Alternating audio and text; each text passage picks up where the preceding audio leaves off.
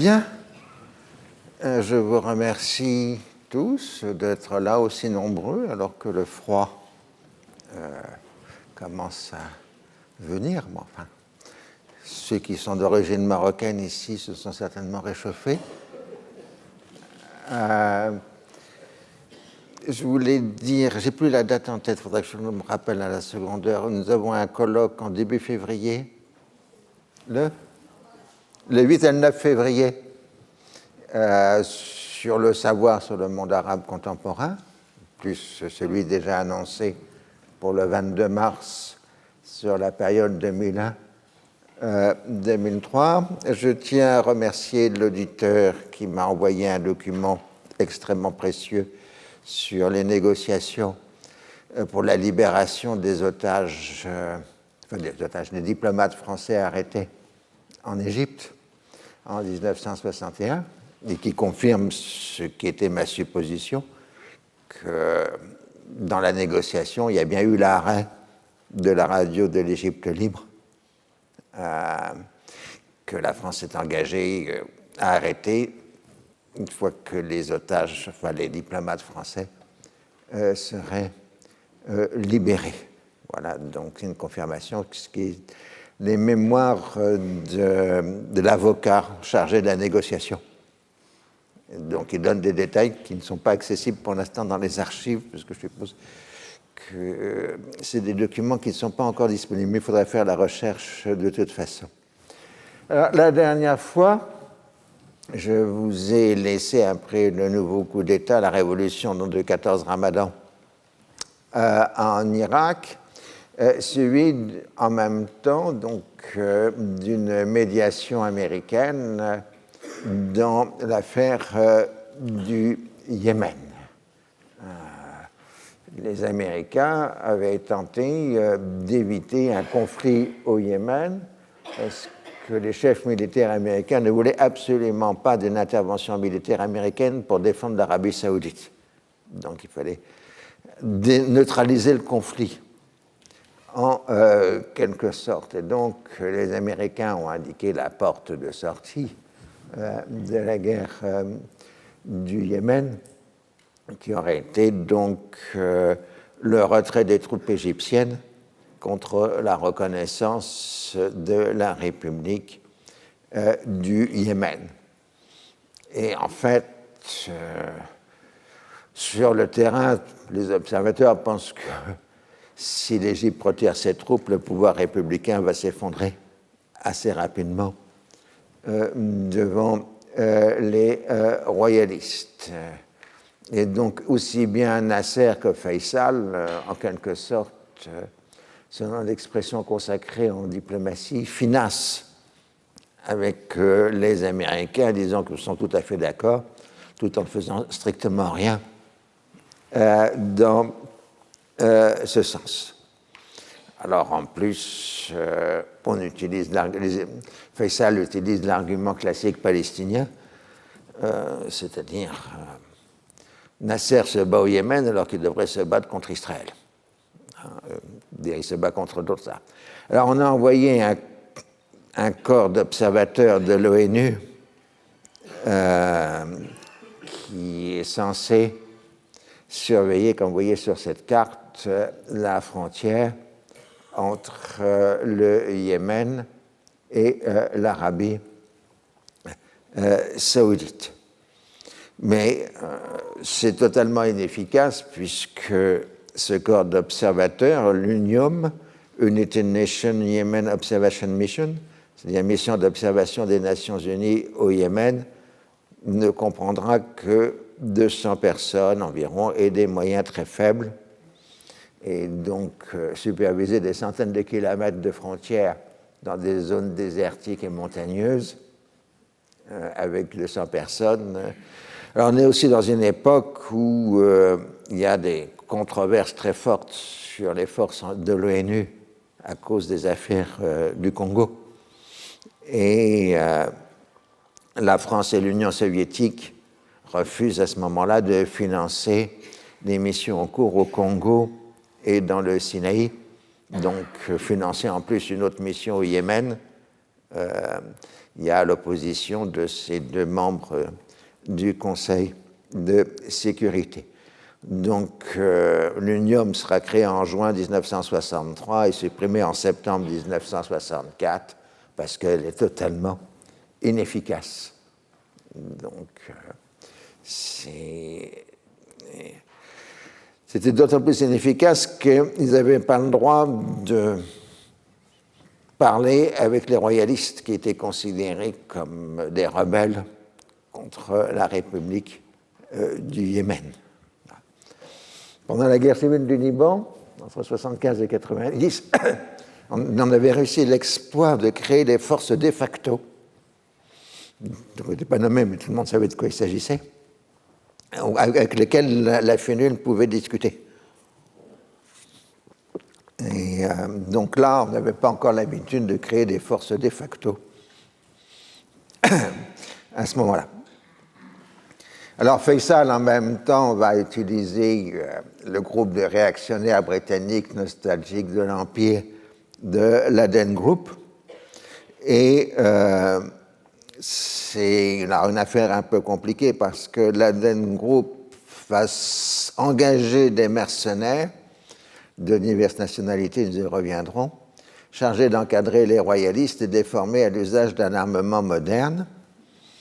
Alors, ces mercenaires passeront par l'Arabie du Sud, c'est-à-dire la zone contrôlée par les Britanniques. Mais le financement sera saoudien et le gouvernement de Macmillan est censé ne pas être au courant de l'existence de ces mercenaires, alors que c'est le gendre du Premier ministre qui gère le dossier. Mais bon, c'est des questions de famille. Vous avez aussi une intervention israélienne discrète. Les Israéliens parachutent des armements à destination des royalistes yéménites pour paralyser les Égyptiens, évidemment. Et il y avait d'autres implications. Vous savez, c'est des dossiers qui n'ont pas vraiment encore été étudiés par les historiens. Il me semble, par exemple, que les Français ont aussi fourni des armements aux royalistes via Djibouti. Mais je n'ai pas de détails précis. Et de toute façon, les Français fermeront les yeux, enfin les autorités françaises fermeront les yeux sur les mercenaires, puisqu'une bonne partie des mercenaires seront français. Ce sont des soldats perdus de l'OAS et de toutes les affaires africaines. Donc, dans tout ça, Nasser voit un vaste complot saoudien, jordanien, britannique et israélien contre lui. Alors, c'est une coalition informelle. On ne connaît pas les degrés de communication qu'il pouvait y avoir entre les Saoudiens et les Israéliens, par exemple, dans cette affaire du Yémen. Alors, toujours en ce début de 1963, il y a la permanence, en quelque sorte, de la crise politique en Syrie, avec des modifications de la scène politique. Les islamistes, des frères musulmans pour les appeler clairement, tendent à se rapprocher des milieux économiques libéraux et s'opposent aux bassistes, défenseurs des thèses socialistes. Alors que dans les années 50, Youssef el-Sibari, qui était le chef des frères musulmans syriens, avait développé toute une théorie du socialisme islamique qui était plutôt compatible avec des courants socialistes de l'époque, tandis que maintenant, il y a un retour au libéralisme économique chez les frères musulmans syriens. Et alors c'est toute la question de l'usage politique de la religion, puisque les imams dépendants des frères musulmans prêchent dans les mosquées contre le socialisme et en font un combat de la foi contre l'impiété. Il y a donc au sein même de la République restaurée une contradiction entre les tendances socialistes et les tendances conservatrices, en dépit de l'action menée par le millionnaire rouge Khaled el-Razem. Et toujours cette succession de tentatives de coup d'État. Il y en a un en janvier 1963 de la part des militaires pro-nassériens, mais il échoue et la radio du Caire avait soutenu l'action de ces militaires. Et alors, comme d'habitude, on accuse les Américains, cette fois-ci, d'avoir soutenu les pro-nassériens pour faire un coup d'État.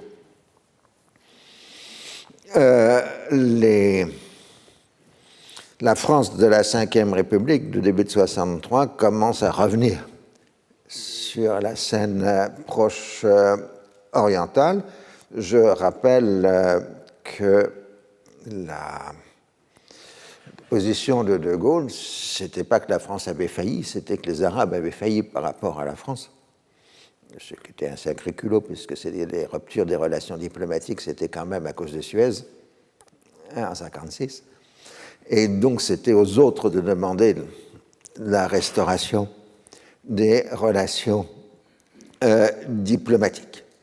Alors, la doctrine française, telle qu'elle est développée en 1963, la doctrine officielle, fait la distinction entre les rapports franco-israéliens qui concernent que les deux États, la France et Israël, et la question palestinienne. Donc, je vous lis le texte qui définit la doctrine.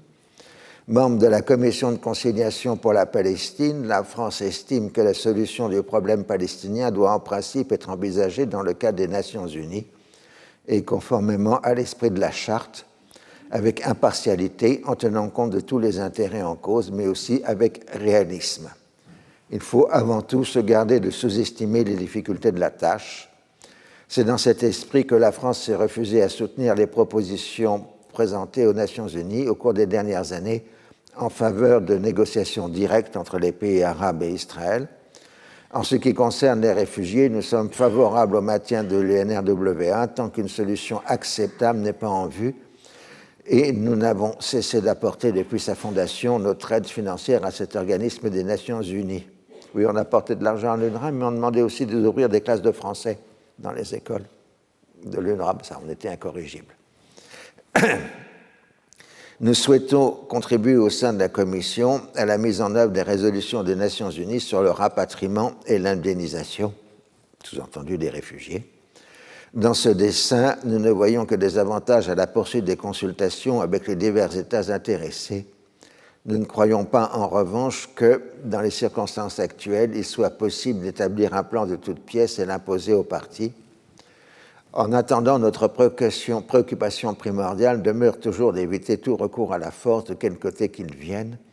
Il est essentiel pour cela que les accords d'armistice soient scrupuleusement respectés par les parties. Là, on voit aussi le glissement de la politique française au lendemain de la guerre d'Algérie. Bon, évidemment, durant la guerre d'Algérie, la France avait été lourdement condamnée par l'Assemblée générale des Nations Unies, et donc De Gaulle avait traité l'ONU de machin. Mais maintenant que la guerre est terminée, la diplomatie française considère que l'ONU devient un instrument de prestige de la France, avec son siège permanent au Conseil de sécurité. Donc on inverse la situation par rapport à avant les accords d'Évian. Après la chute de Qassim, la radio du Caire incite les Syriens à se soulever, à renverser le gouvernement, un gouvernement qui est divisé entre socialistes arabes et frères musulmans.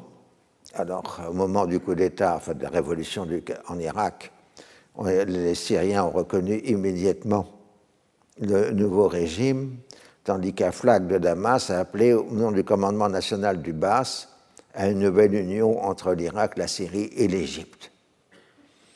Mais le 8 mars, donc un mois après, 14 Ramadan, nouveau coup d'État à Damas, mené par les militaires originaires de Hama et soutenu par les bassistes et les nassériens. Et c'est la fin du régime parlementaire pluraliste en Syrie. Et aussi dans la région pratiquement, sauf pour le Liban. La première proclamation à la radio annonce que la Syrie arabe et son peuple n'ont jamais reconnu que les frontières de la grande patrie arabe. L'armée et le peuple ont une foi inébranlable dans l'unité arabe établie sur les bases saines. L'armée agira pour réaliser cet objectif de l'unité le plus rapidement possible. La Syrie tend la main à l'Irak, à l'Égypte, au Yémen, à l'Algérie, pays arabes libres, et à tous les Arabes libres où qu'ils soient. Alors, il n'y a pas eu de grande résistance au coup d'État. L'inspiration semble être bassiste, tendance à Aflaq. Salah Bitar prend la direction du nouveau gouvernement, composé de bassistes, d'indépendants et de nationalistes arabes. Ceux qui, un peu dans l'opposition, les Nassériens sont plutôt représentés par le mouvement des nationalistes arabes de Georges Habash, qui est proche sur un mode d'organisation du parti Baas, mais qui est farouchement, à cette époque, pour l'unité arabe et plutôt à droite par rapport à l'Égypte dans la question du socialisme. Ensuite, les choses s'inverseront progressivement dans les années 60, puisque le MNA et surtout ses successeurs, c'est le Front populaire de libération de la Palestine, adopteront le marxisme-léninisme comme doctrine politique. Mais en 1963, c'est un peu tôt. Il faut attendre 2 ou 3 ans pour qu'ils deviennent très à gauche. Alors, Aflaq et Bitar sont des personnalités connues, ils ont une longue carrière politique, tandis que les autres qui arrivent au pouvoir sont des inconnus. Le problème, c'est l'armée syrienne. Elle est divisée en de multiples factions qui représentent en elles-mêmes chacune des forces politiques présentes en Syrie. Le petit comité militaire qui avait été créé en Égypte par Hafez al-Assad a participé au coup d'État de 1962 et Assad a été temporairement emprisonné, mais il a participé activement au nouveau coup d'État, ce qui lui permet une promotion rapide, puisqu'il passe du rang de capitaine à celui de lieutenant-colonel en quelques jours. Et en fait, il est le véritable chef de l'aviation syrienne sans en avoir le titre dès ce moment. Mais là encore, il faut bien comprendre que si le comité militaire tient déjà un certain nombre de leviers de pouvoir, en particulier dans l'armée, ce sont tous des inconnus. Personne ne les a rencontrés jusqu'ici. Ils sont dans l'ombre. On voit les leaders historiques du parti Baas, mais pas ces militaires. Alors, ils ont besoin d'une tête d'affiche.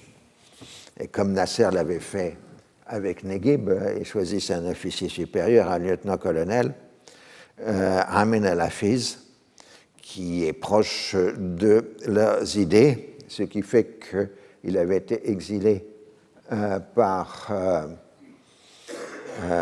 le gouvernement en Amérique du Sud, parce que des méthodes pour se débarrasser des militaires encombrants, c'était de les nommer comme attaché militaire le plus loin possible.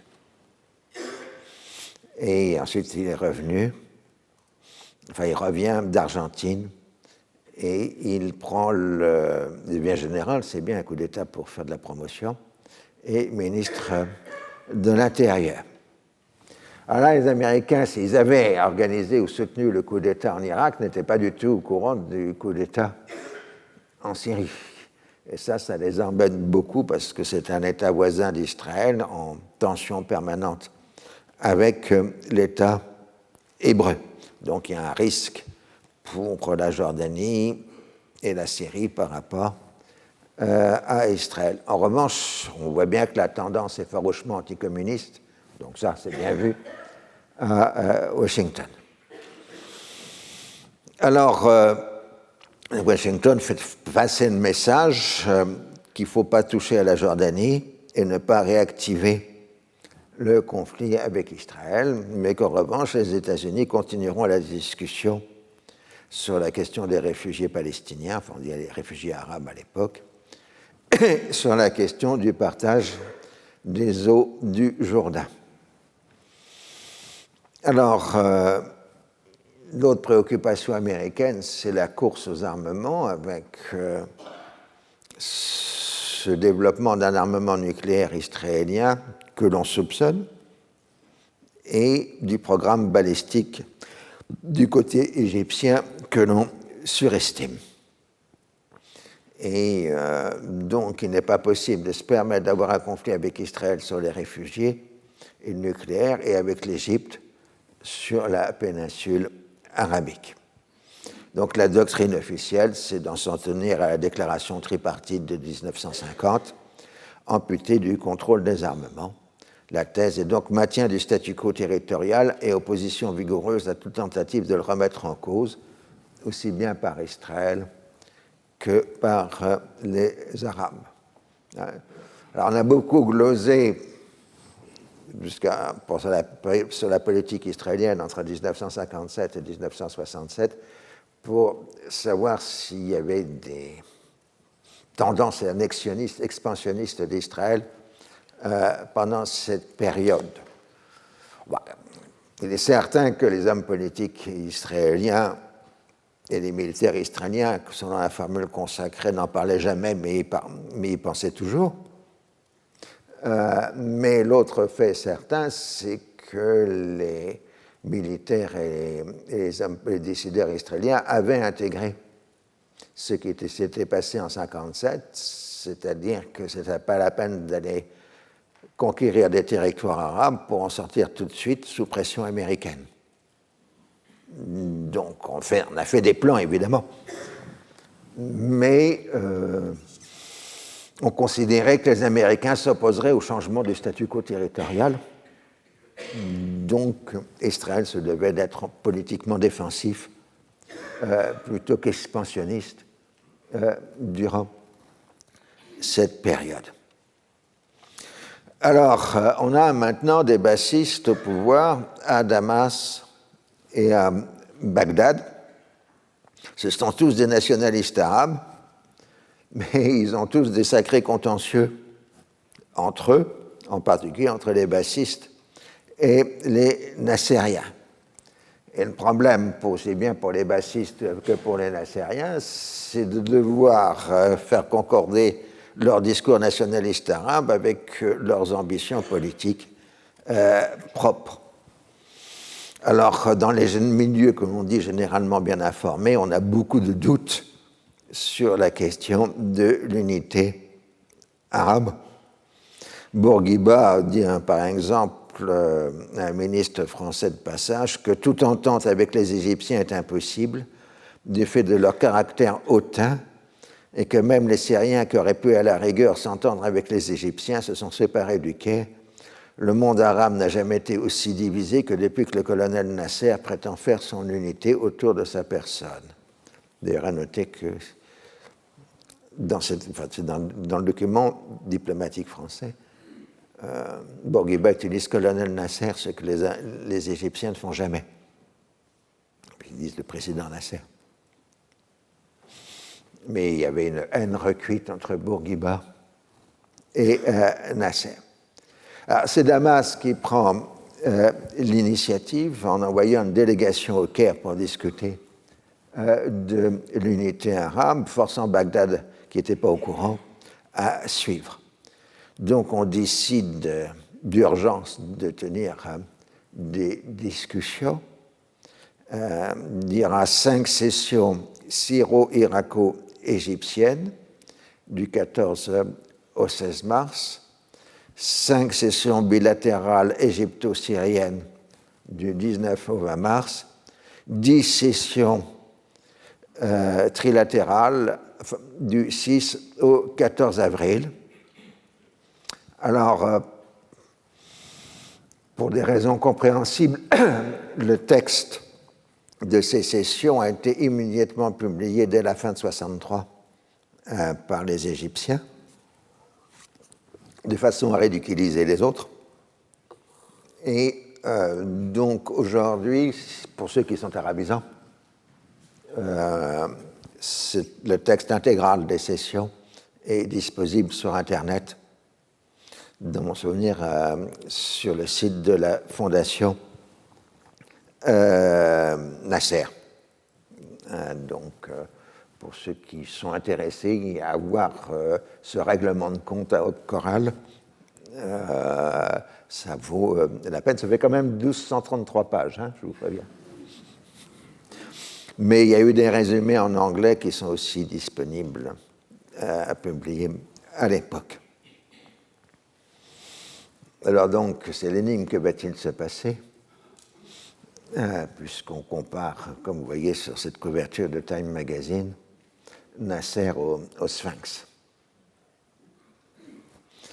Alors, les sessions de mars sont composées essentiellement d'un échange de griefs entre Nasser et les bassistes syriens. L'Égyptien se présente comme voulant une unité véritable et non un séparatisme dissimulé sous forme d'unité. Il se montre particulièrement sensible envers les accusations jetées contre sa personne et son pays. On a parlé de dictature, d'impérialisme égyptien. Il veut régler le contentieux avec le bas syrien. Il n'est pas question réellement pour lui de procéder à une autocritique du revers de la Naksa de 61 et pas celle de 67, qui constitue une trahison. Il veut établir l'unité sur des bases saines, alors que l'on ne connaît même pas la composition du Conseil de la Révolution en Syrie. Alors évidemment, il y a un total manque de confiance entre les bassistes syriens et Nasser, qui renvoie à toutes les expériences de la République arabe unie. Ou, pour dire plus simplement les choses, Nasser veut bien l'unité à condition que ce soit lui qui commande et qu'on applique la charte d'action nationale de 1962. Et dans les discussions, Nasser se montre autoritaire, supérieur par rapport à des interlocuteurs syriens complètement sur la défensive. Et on en arrive donc au point névralgique qui expliquera l'échec du nationalisme arabe. C'est qu'il est incapable d'organiser le pluralisme et la compétition politique. Si le nationalisme arabe unitaire a un incontestable soutien populaire, il dépend immanquablement de la personnalité du leader, du contrôle de l'armée et de la police politique. Dans la discussion, Nasser vante l'aspect scientifique de sa police politique qui est invisible et surveille tout, dit-il. Et il dit que les Syriens sont tout à fait primitifs dans la gestion des mourabarats, puisqu'on peut utiliser le terme arabe ici. Alors évidemment, c'est vexant et les Syriens se rattraperont, évidemment. Ils iront plus loin que les Égyptiens dans le système de sécurité. Alors, ils se montrent vraiment supérieurs, mais les bassistes, eux, leur but, c'est de tenir face à Nasser, à la conversation, tout en prenant le pouvoir réel à Damas et à Bagdad, alors qu'évidemment, Nasser essaye de jouer la carte des non-bassistes à Damas et à Bagdad. Alors, il y a une petite pause ensuite pour reprendre les discussions en avril. Et la presse du Caire, elle, trouve des tas de nationalistes arabes, syriens et irakiens qui appellent à l'unité. Alors, Aflaq, lui, justifie les coups d'État en disant que l'armée n'est que le docile instrument des masses populaire. Il approuve la sanglante répression des communistes en Irak et traite les partis communistes comme les alliés naturels des impérialistes et des réactionnaires, des adversaires acharnés des mouvements progressistes arabes. Alors on parle aussi d'une extension de l'unité arabe vers le Maghreb, puisqu'il y a un autre pays arabe progressiste au Maghreb, c'est l'Algérie.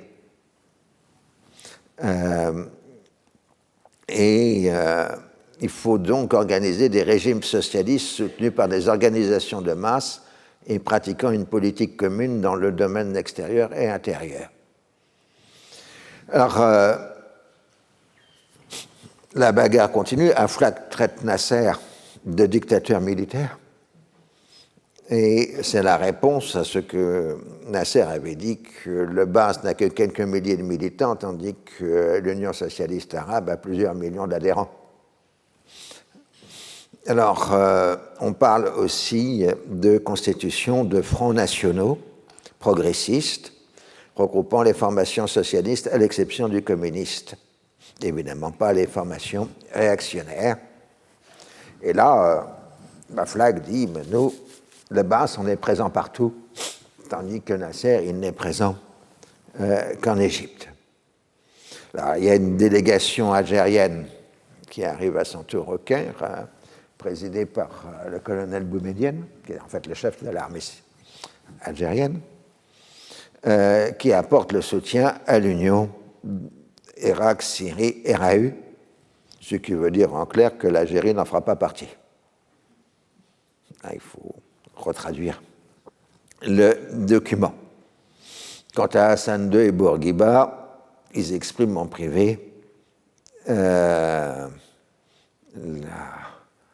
leur moquerie envers le nationalisme arabe nassérien.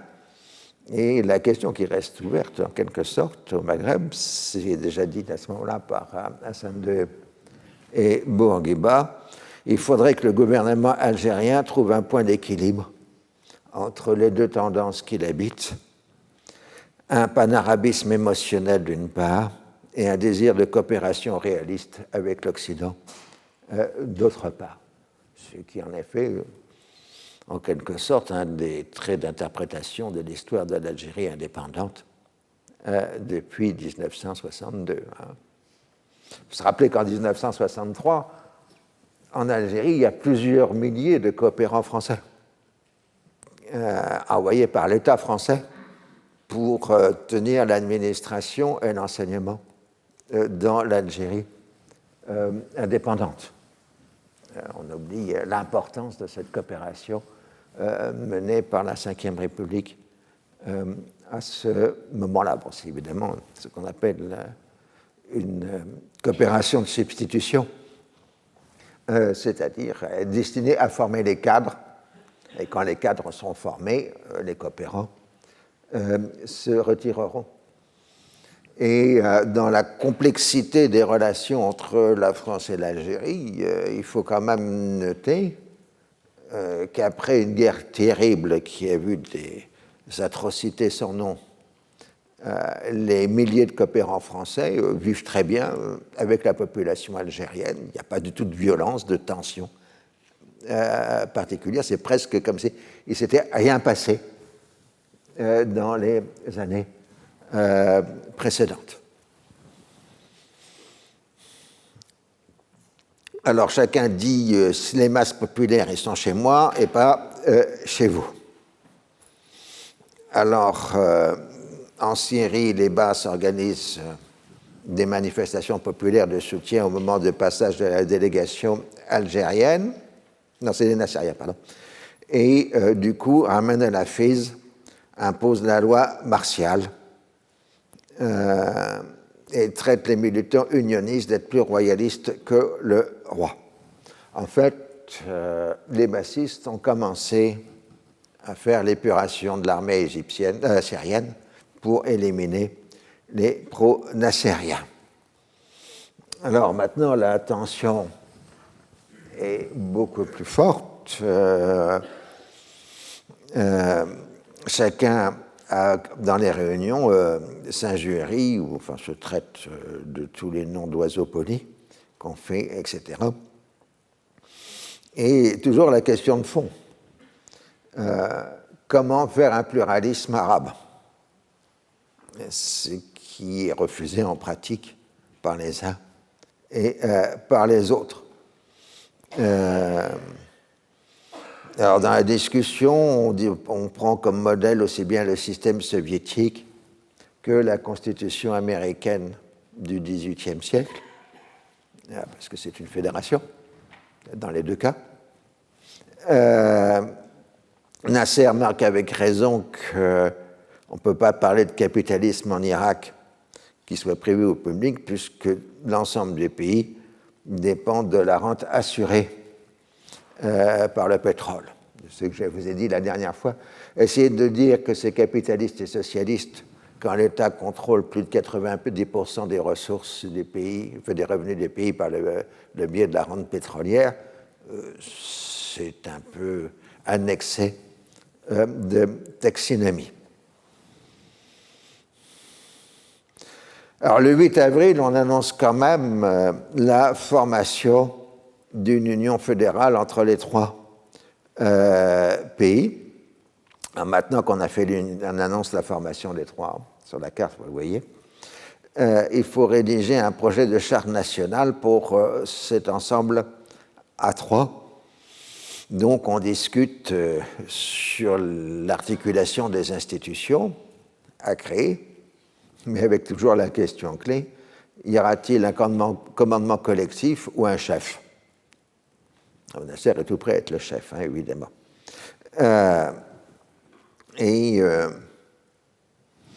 Nasser renvoie à la Constitution des États-Unis en oubliant que le système américain était pluraliste au départ et à la base aussi, mais pas seulement, au sommet. Alors, la médiation américaine au Yémen passe en même temps avec un accord de paix le 17 avril, sur la base déjà indiquée.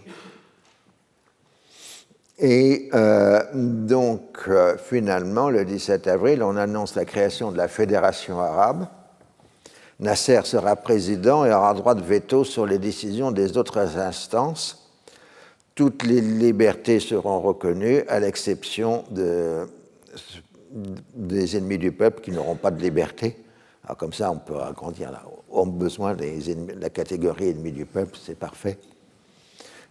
Seules des républiques peuvent participer à la fédération, donc pas de monarchie. On va rappeler, la République arabe unie avait intégré l'imama du Yémen, au moins sur le papier. La capitale sera le Caire. La libération de la Palestine est un devoir national. Le désastre palestinien a rendu public les conspirations des classes réactionnaires et leur trahison. Il a exposé la faiblesse et l'arriération des systèmes économiques et sociaux en place. Alors, évidemment, qu'on a toujours l'argument contre Israël, ça provoque la protestation violente du côté de l'État hébreu. Les Kurdes en Irak ne sont pas d'accord, évidemment, non plus, avec la fédération. Et au Liban, les chrétiens disent que jamais le Liban n'entrera dans une fédération arabe. Alors, Ben Gurion adresse à Kennedy un appel en disant que la fédération veut la libération de la Palestine, c'est-à-dire la fin de l'État hébreu. Il faut donc une garantie commune des États-Unis et de l'Union soviétique pour l'intégrité territoriale d'Israël. Kennedy lui répond que franchement, il n'y a rien de nouveau dans ces textes. Les Arabes disent ça à peu près tous les 3 mois et que donc il n'y a pas de quoi s'inquiéter particulièrement.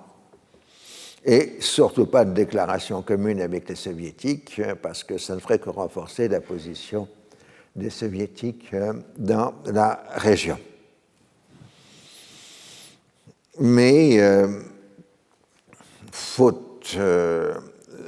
suite des pressions qui sont exercées, le 8 mai, Kennedy réaffirme la position américaine que les États-Unis soutiennent la sécurité tout aussi bien des pays arabes que d'Israël. C'était, je le rappelle, la position d'Eisenhower en 1956, qui était prêt à apporter une aide militaire aux pays qui seraient agressés, qu'ils soient arabes ou israéliens. Alors, les divergences sont évidemment totales, d'autant plus que les bassistes sont divisés eux-mêmes en plusieurs factions. En Jordanie, un complot militaire est déjoué au début d'avril. Le 20 avril, des émeutes à Jérusalem font officiellement 4 morts et 117 blessés. Alors bon, c'est toujours les mêmes problèmes, vous savez, c'est comme pour les manifestations. donc 4 morts selon la police, 136 selon la presse égyptienne, 44 selon la presse syrienne. Là, donc, on n'a pas de compteur pour ça. Donc, Nasser appelle les masses jordaniennes à se soulever et le roi Hussein répond « Je suis un Jordanien arabe, je ne connais pas la peur. Mon destin est le destin de mon pays. J'assumerai ma tâche tant que je vivrai. » C'est vrai que Hussein avait un formidable courage physique qui l'a amené à plusieurs fois à frôler la mort. Et en plus, c'était un casse-cou aussi bien dans ses voitures de course qu'en avion, donc, ou en hélicoptère, puisqu'il était pilote d'hélicoptère. Kissinger raconte dans ses mémoires plus tard qu'après un vol en hélicoptère, Hussein étant aux commandes, il était prêt à tout céder à la Jordanie. Mais bon, ça c'était l'humour de Kissinger. Alors, il y a une répression en Jordanie, il y a de nouveaux complots, et Kennedy fait prévenir le roi qu'il faut contrôler la situation parce que s'il y a la révolution en Jordanie, Israël s'emparera de la Cisjordanie. Et donc, pour calmer le jeu, la 6e flotte américaine prend position au large, pas de la Jordanie évidemment, mais en Méditerranée orientale. La 6e flotte américaine, donc celle de Méditerranée, je le rappelle, est essentiellement une force, de messages. Elle transmet des messages par ses déplacements, puisqu'elle ne combat, puisqu'elle n'a pratiquement jamais combattu, sauf une fois en Libye, lors d'un incident avec l'armée libyenne, et durant la guerre du Liban, elle a bombardé en 1983 la montagne libanaise avec un des derniers cuirassés américains de la Seconde Guerre mondiale qui, comme disait Reagan, était capable d'envoyer des obus de la taille d'une Volkswagen coccinelle. Mais en dehors de ça, donc, cette flotte n'a jamais combattu. De toute façon, c'est une entité administrative, je veux dire la 6e flotte. C'est-à-dire quand un navire de guerre américain passe Gibraltar, ou un peu avant Gibraltar en fait, elle devient automatiquement part de la 6e flotte, et quand elle quitte la Méditerranée, elle quitte la 6e flotte. Mais nous aurons l'occasion d'y revenir parce que c'est un facteur important. La 6e flotte américaine, c'est le garant de tout le flanc sud de l'Europe. Elle ne fait pas partie de l'OTAN. Et c'est elle qui fait la ligne frontière, en quelque sorte, entre l'Afrique, le Proche-Orient et l'Europe, encore aujourd'hui. Et sa principale base est en Crète, dans la baie de la Souda, lieu traditionnel de concentration navale en Méditerranée orientale. Kazantzakis a écrit des très belles pages dans La liberté ou la mort sur la baie de la Souda et les flottes étrangères qui s'y trouvent. Alors, sinon, bon, elle fait des escales à Naples ou à Athènes. Jules Dassin le rappelle dans son film célèbre Jamais le dimanche, ou Jamais pas question de samedi, je ne sais plus, sur l'arrivée de la 6e flotte au Pirée et l'importance pour certains commerces grecs. Voilà, donc il faut savoir qu'elle est toujours présente, c'est ça que veut dire. Et donc ces déplacements sont des signaux politiques. Mais elle est aussi porteuse d'armes nucléaires.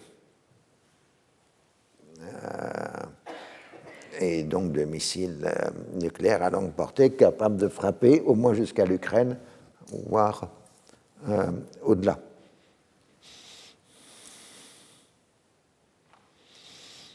Alors,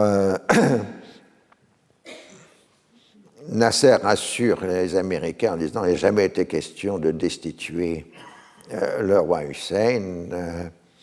Et si Israël attaque la Jordanie, la guerre sera inévitable. Mais vous inquiétez pas, Hussein, c'est un survivant. Il a déjà réussi à passer toutes les crises précédentes, il passera les suivantes aussi.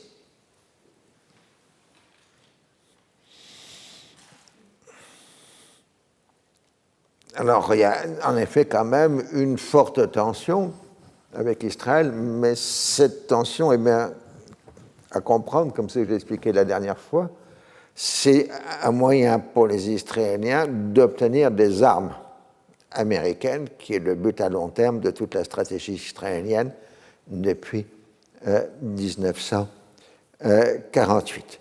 Et au-delà, on a exactement comme encore maintenant le mélange très compliqué chez les Israéliens d'un discours réel, d'une peur réelle de l'extermination d'un côté, et en même temps une surévaluation de leur puissance militaire.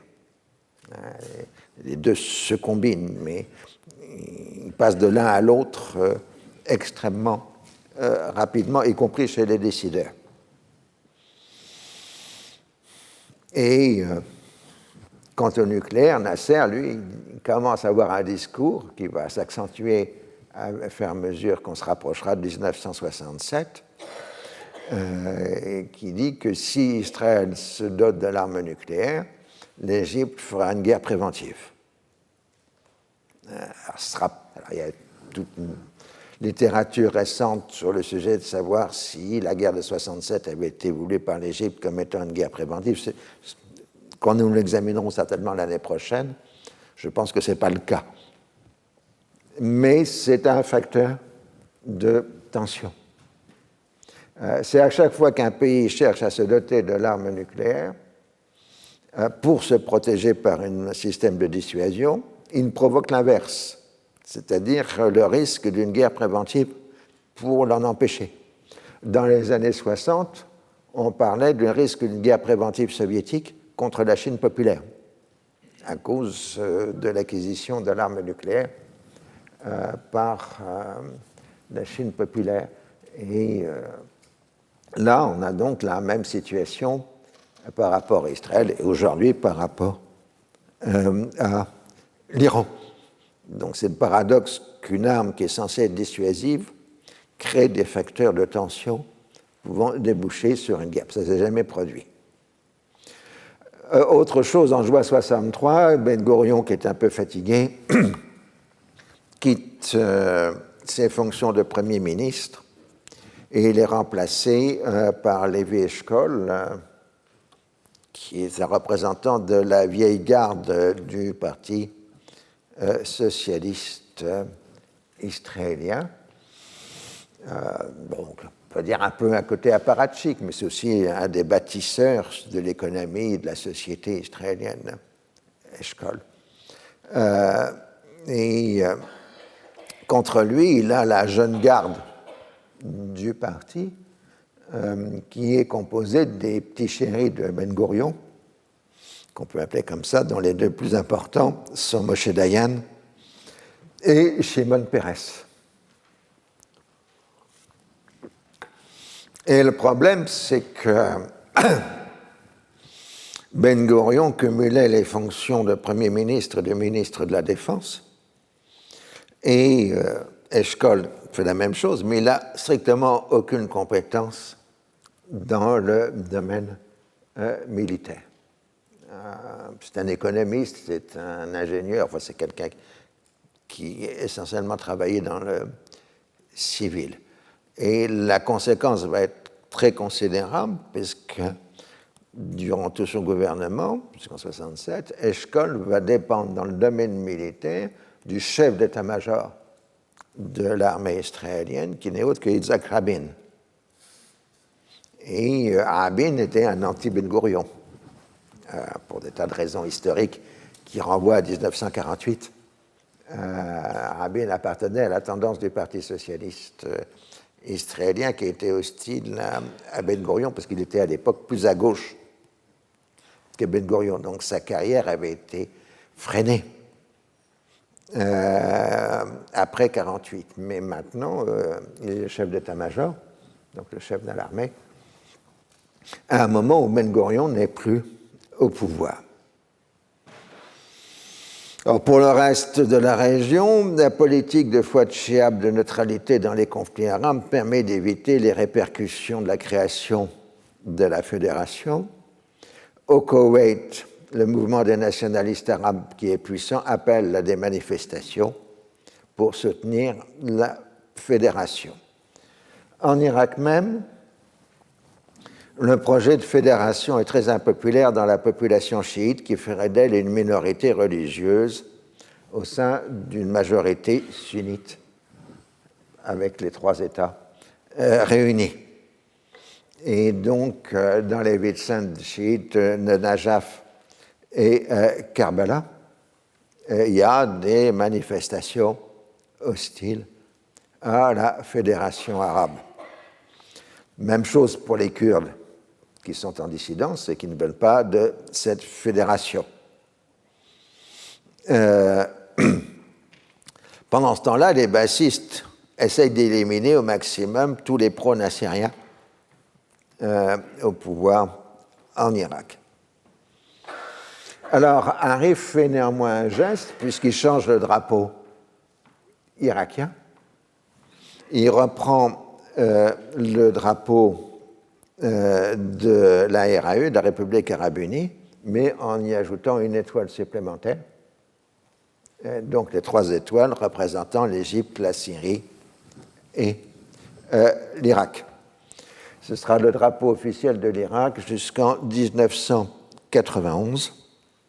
Et vous noterez que, contrairement à l'époque de Qassem, il n'y a aucune référence aux Kurdes ou aux chrétiens dans le nouveau drapeau irakien. Il faut bien comprendre que le Baas en Syrie et en Irak, c'était un parti de militants, pratiquement de révolutionnaires professionnels. Il a surtout été dans l'opposition, même si, à certains moments, il a participé à du gouvernement. Et il a ce système de commandement pyramidal avec un commandement général qu'on appelle national Qaoumi, qui est censé diriger toutes les sections du parti Baas dans le monde arabe. Et ce commandement national, il est sous la tutelle de Aflaq, l'idéologue, et les commandements régionaux qui sont à la fois censés travailler sur le terrain et en même temps obéir aux consignes du haut. Mais on voit apparaître maintenant dans le parti Baas en Syrie la naissance d'une tendance d'extrême gauche qui adopte un discours de lutte des classes et en même temps qui conteste l'autorité du commandement national considéré comme trop bourgeois. Et en Syrie, les bassistes ont pris maintenant le contrôle de l'essentiel de l'armée et les nassériens sont absolument catastrophés puisqu'ils considèrent que c'est pratiquement irréversible. En Irak, ce n'est pas le cas parce qu'on a encore besoin des officiers, parce qu'on est en guerre contre les Kurdes. Donc on ne peut pas se débarrasser de centaines d'officiers dans ce contexte. Alors Nasser, qui est en visite officielle au Maghreb, abrège son séjour et rentre au Caire à un moment où Ben Bella propose qu'au drapeau de la Fédération à 3 étoiles, on en ajoute 2 autres, l'Algérie et le Yémen. Donc on aurait un drapeau à 5 étoiles. C'était la première visite de Nasser en Algérie. Et là, on a quand même senti quelques problèmes. D'abord parce que les Algériens ne comprenaient pas le dialectal égyptien de Nasser. Il y a donc des problèmes linguistiques entre le Mashrek et le Maghreb. Et puis, là, quand même, une petite consolation pour nous Français, si j'ose dire, les Égyptiens se seraient d'ailleurs extasiés de l'importance de l'infrastructure laissée par les Français. Il n'y a pas l'équivalent dans l'Orient arabe. Et d'ailleurs, Ben Bella dira la même chose à De Gaulle le 13 mars 1964. Il est vrai qu'aucun pays d'Afrique ne bénéficie d'un équipement de base comparable à celui que la France a légué à l'Algérie. Ni l'Égypte ni la Yougoslavie ne sont à cet égard aussi bien dotés que son pays. Donc, au moins, on reconnaît qu'on avait laissé des routes.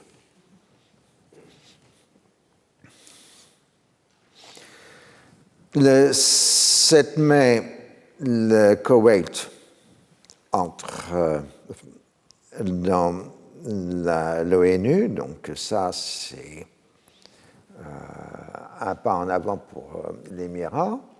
Alors bon, les Soviétiques, qui jusqu'en 1963, je le rappelle, avaient traité le Koweït de lieu monopolisé par les...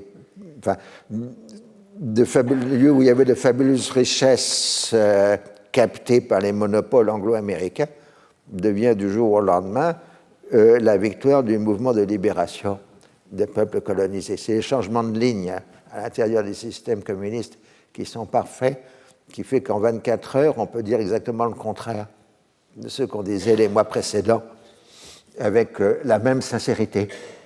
J'ai connu ça dans ma jeunesse, c'était assez frappant. Donc, il y avait une caricature qui représentait la ligne du Parti communiste. En théorie, c'était comme une ligne de métro, mais en fait, c'était une ligne brisée. Et on rétablit les relations diplomatiques entre l'Irak et le Koweït. Bon, bien que l'Irak ait quelques revendications encore à émettre, mais bon, le Koweït accorde un généreux prêt sans intérêt au pouvoir irakien. Le 8 et le 9 mai, les mouvements de nationalistes arabes inféodés à Nasser et influents dans la jeunesse syrienne, mais non dans l'armée, organisent des manifestations appelant à l'union immédiate. Ce sont surtout des étudiants, mais aussi des réfugiés palestiniens qui sont naturellement très pro-nassériens. Et le général Hafez répond par une dure répression qui fait au moins 50 morts, dont 18 palestiniens. Et il y a des centaines d'arrestations et les permanences du mouvement des nationalistes arabes, des Kaoumiyin, comme on les appelle à l'époque, sont fermées. Et maintenant, on forme une garde nationale sur modèle irakien en Syrie. Donc je sens que vous êtes dans une totale angoisse sur l'avenir de cette fédération arabe. Mais vous saurez la suite après la pause. Alors la dernière fois, je vous avais laissé en pleine angoisse sur le sort de la fédération arabe qui avait été proclamée au mois d'avril 1963 et il y avait une tentative de coup d'État pro-nassérien à Damas et une dure répression, ce qui fait qu'ensuite le ton monte entre les partenaires. Les bassistes syriens accusent Nasser d'être complice du complot et évoquent le danger d'une intervention militaire égyptienne comme au Yémen, ce qui leur permet de refuser de faire participer les autres tendances politiques lors de la constitution d'un nouveau gouvernement à Damas le 14 mai sous la présidence de Salah Bita. La presse du Caire dénonce la répression et l'élimination des pro-nassériens, refuse de reconnaître le fait accompli en Syrie, conséquence d'un coup d'État militaire.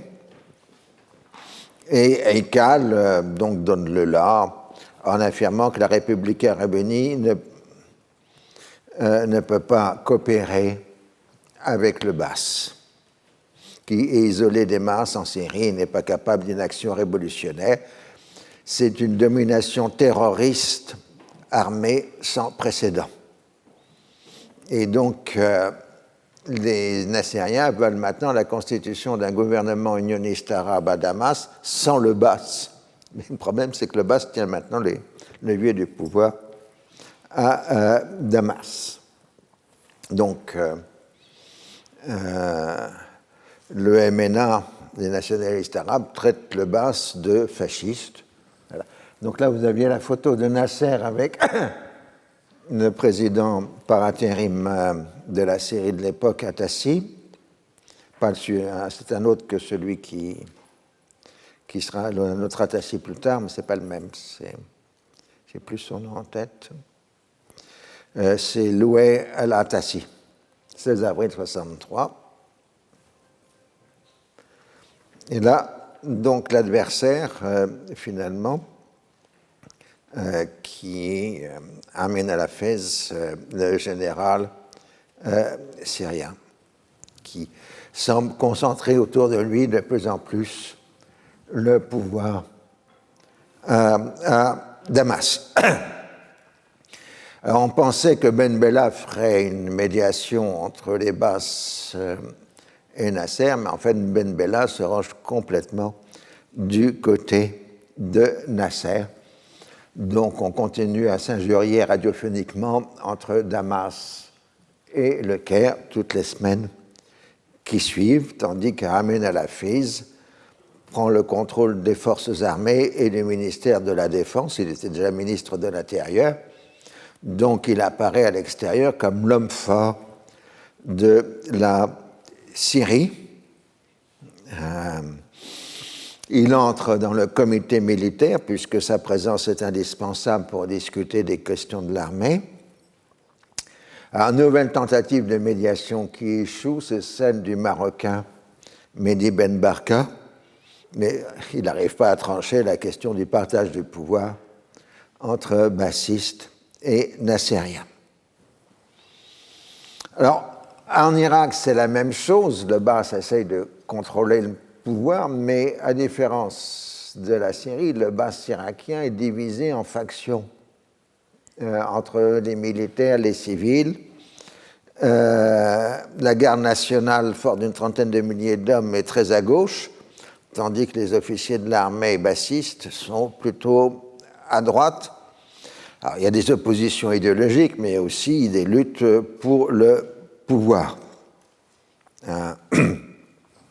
Et pour la suite des événements, il est important de voir qu'au sein du Baas irakien, il va y avoir une tendance à ce que les civils prennent le contrôle du parti, contrairement en Syrie, où c'est l'armée qui contrôle, enfin c'est la partie militaire du Baas qui contrôle l'armée. Et l'un des acteurs de l'émergence d'une force civile, c'est-à-dire une milice, c'est le jeune Saddam Hussein, dont la loyauté à son cousin Bakr est assurée. Donc plus tard, on parlera d'un Baas civil en Irak par rapport à un Baas militaire en Syrie. Ce qui ne veut pas dire que les civils étaient plus tendres que les militaires, bien au contraire, dans leur mode de gouvernement. Alors, il y a les Kurdes qui essayent d'avoir une médiation nassérienne. Talabani va voir Nasser encore une fois, mais ça ne donne rien. On discute de possibilités de décentralisation.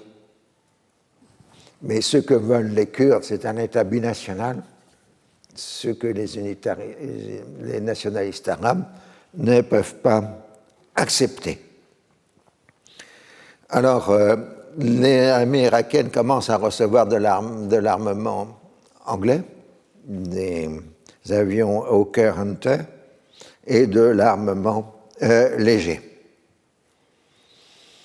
Alors, la guerre reprend entre Kurdes et nationalistes arabes en Irak, en particulier dans la région de Kirkouk, où les villages kurdes sont rasés par l'armée irakienne afin d'assurer la protection des installations pétrolières, et l'armée irakienne pense gagner la guerre d'ici l'hiver. Alors, les Kurdes parlent de génocide mené par l'armée irakienne, et la Mongolie extérieure, satellite de l'Union soviétique, demande l'inscription à l'ordre du jour de l'Assemblée générale de l'ONU de la politique de génocide menée par le gouvernement d'Irak contre le peuple kurde. Et Moscou prend officiellement la défense des Kurdes, mettant dans le même sac l'Irak, la Turquie et l'Iran. Et ils vont même jusqu'à dire que la répression contre les Kurdes met en danger la sécurité de l'Union soviétique. C'est un type de signal qu'on a entendu récemment sur d'autres pays. Bagdad répond en accusant les soviétiques de vouloir détruire l'État irakien. Bon, on se calme un peu et la Mongolie spontanément retire sa plainte à l'ONU. Règle du jeu habituelle, à chaque fois qu'une grande puissance semble soutenir les Kurdes, à un moment ou à un autre, elle flanche et elle part en arrière, ce qui est en train de se passer actuellement en Syrie. Donc les Kurdes ont malheureusement l'habitude de se faire trahir par leurs grands alliés, qu'ils soient soviétiques ou américains. Au Yémen, donc, on fait un pseudo-retrait de troupes égyptiennes. Les troupes égyptiennes commencent à s'adapter au terrain.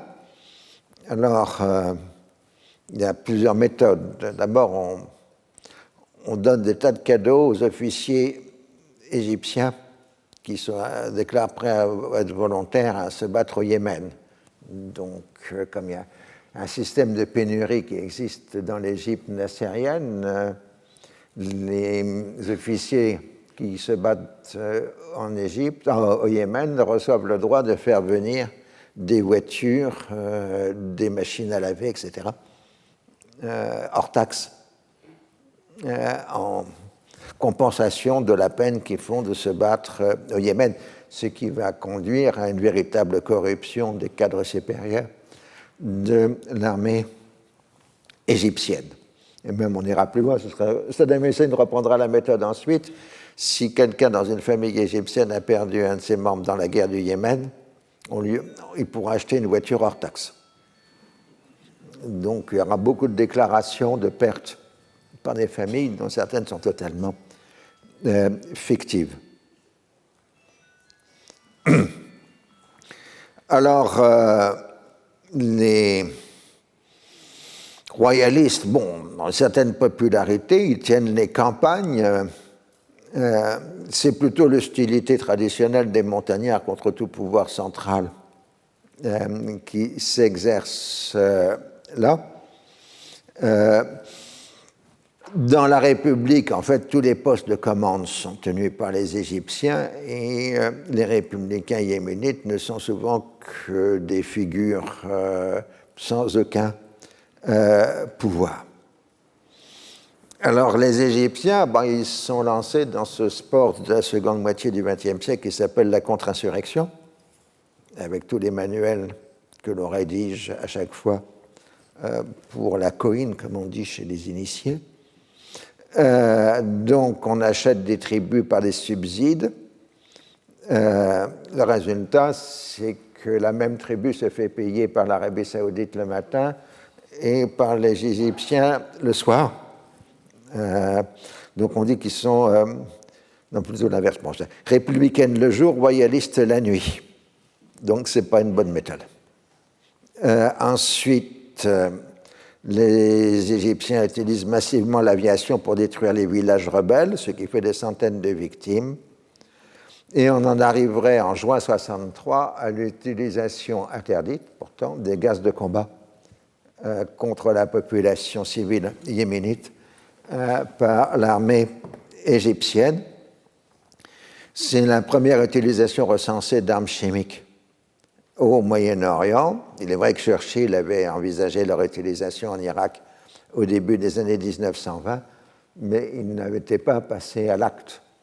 Tandis que là, c'est la première fois qu'on utilise des gaz de combat, ce qui provoque des campagnes de presse internationales avec des démentis de l'Égypte. Nasser explique aux Américains que ce n'est pas des gaz qu'il a utilisés, mais simplement du napalm, comme tout le monde. Comme les Américains commencent à le faire au Vietnam. On n'insiste pas trop et les Égyptiens cessent d'utiliser, au moins pour un certain temps, les gaz de combat au Yémen. Alors, il y a toujours la guerre des radios, il faudrait vous dire en permanence, pratiquement à tous les cours, il y a une guerre des radios, les Saoudiens et les Égyptiens s'envoyant des injures et des accusations véhémentes par les propagandes et contre-propagandes. Alors sinon, toujours dans la coïne, on essaye de se gagner la population en ouvrant des dispensaires médicaux, des écoles, des centres de formation technique, etc. Je fais un saut dans le temps, mais en Irak, après 2003, il y avait la blague d'un journaliste américain qui interroge un commandant américain en Irak. Il dit « Comment vous faites la contre-insurrection ?» Voilà, c'est simple. J'ouvre des dispensaires médicaux, j'ouvre des écoles, je fais des routes. Et à la fin, le journaliste dit « Bon, vous pouvez faire ça à Detroit ?»